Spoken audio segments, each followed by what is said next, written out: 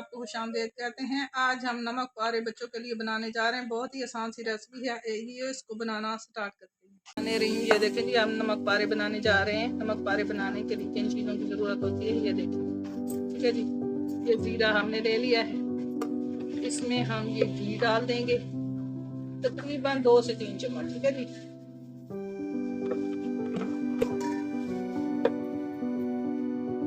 देखें जी माशाल्लाह, हाथ से हम इसको सेट कर देंगे। ये देखें जी, ये नमक डाल दिया है, तो हम थोड़ा थोड़ा करके पानी डालेंगे और उसको बनाना शुरू कर देंगे। ठीक है जी, ये देखें माशाल्लाह।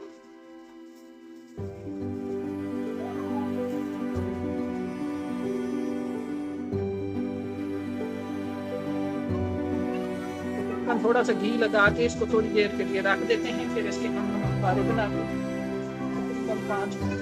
ठीक है जी,